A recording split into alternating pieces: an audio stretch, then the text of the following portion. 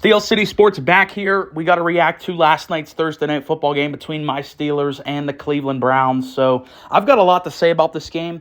And I did do a live stream last night after the game. It was about 5 minutes. But I did have to take it down because it was saying copyright. And I was like, I'm not trying to get hit with a copyright strike because I was showing footage of the game in that one. And so if you were one of the 9 people that were in that stream, you already heard a lot of what I'm going to say here. But what a mess. I mean, really, I have 2 key takeaways, one for the Steelers, one for the Browns. We're obviously going to start with the Steelers. So it's very frustrating that year after year for however long it's been. You know, Tomlin's been here for 18 years, and I feel like every single season we have these games where we play down to competition. If you're a Steelers fan, you know exactly what I'm talking about. We call it the classic Tomlin games where we just overlook bad teams and we lose. It happens every single season. And I don't know why that's a thing, because Mike Tomlin, to me, seems like he's one of the best leader of men in the entire NFL. Yet year after year, we tend to have this like super false sense of confidence when we play these really bad teams. Because, yeah, on paper, we should have beaten this Browns team, but it's not a given, especially when it's a divisional matchup in a fucking blizzard. So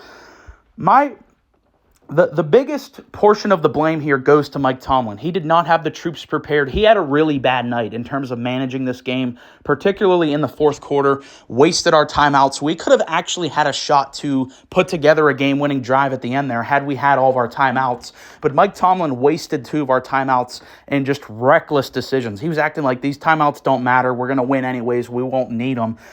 That came back to bite us in the ass because we got the ball with like a minute. We got the ball back with like a minute, but we only had 1 touchdown. If we would have had all 3, we could have maybe done something there. So Tomlin had a really bad game here, getting the guys ready for this game.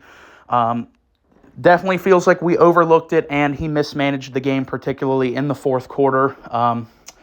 Russell Wilson did not really have a bad game. I hear a lot of people out there saying, you know, Russ is kind of going back to being Denver Russ because he struggled against the Ravens. But he did not really have that bad of a game when you look at the box score. Like, I have my criticisms of Russ. He definitely held on to the ball way too long in this game.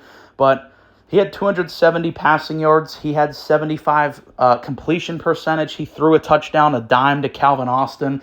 He did have a fumble, though. That was bad. But all in all, this is not on Russell Wilson. Russell Wilson had a fine game.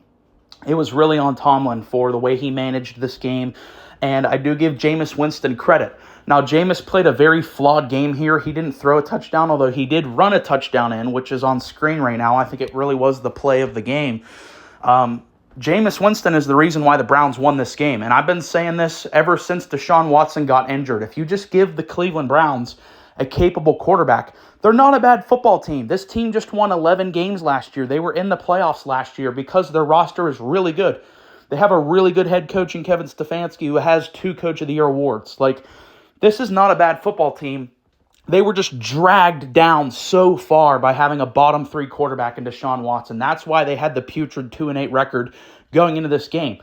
But had they just started off the season with Jameis Winston at the helm, this would be a viable team. You look at last year with just Joe Flacco off his couch. They were one of the most lethal passing attacks in the NFL. So, yeah, I think if Jameis would have started the year as the starter, this would be a team probably hunting for a wild card spot. They still have a really good defense.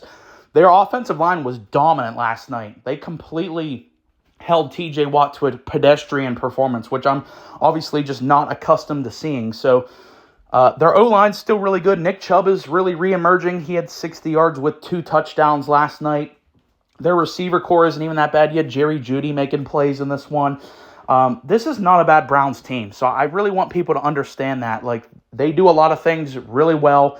They just dug themselves in a deep hole with having Deshaun Watson. We've talked about him ad nauseum on this channel, but yeah, it's just a frustrating loss for the Steelers because when you look at their remaining schedule, the 2 Browns games on the schedule were supposed to be the easy ones, you know, because we play the Eagles, the Chiefs, the Ravens again, the Bengals twice.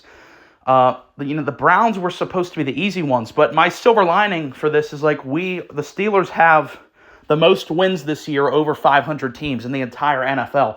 So that really tells me, like, I'm more scared of playing bad teams, honestly, because I don't know what it is from a cultural standpoint, from Tomlin's leadership standpoint. we play down to teams. But whenever we play good teams, we play up and we win. We win the games we shouldn't, and we lose the games we should win. So it's really, really an ass backwards thing. It's been a Steelers thing forever now. I think it really stems from Tomlin and overlooking these worst teams. But we have wins on really good teams like Atlanta, like Denver, Baltimore, the Chargers, Washington.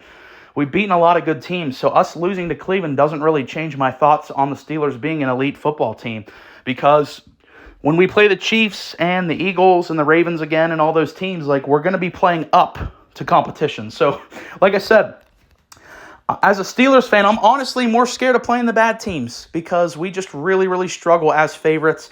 And I think that was really reflected by the sports books. Like, they all kind of knew this Tomlin role was baked into this game as well, because if you just take in a vacuum an 8-win team versus a 2-win team playing each other, how was the 8-win team only favored by 4 points? Like, that really, I think, showed you everything you needed to know about this game, because historically, an 8-win team playing a 2-win team should be at least a touchdown favorite, if not more, like a 10-point favorite. But that showed you Vegas was not very confident in the Steelers in this one because of their track record. They play down to these teams. So, frustrating loss. It was a really sloppy game. It was AFC North football with the blizzard going on. It was kind of fun to see snow games. We don't really see snow games happen a ton anymore because they'll either delay them, or a lot of teams are going to having domes over their stadiums. So it was cool to see that. And the Steelers actually looked like they were putting together a game-winning drive that resulted in a touchdown to Calvin Austin. But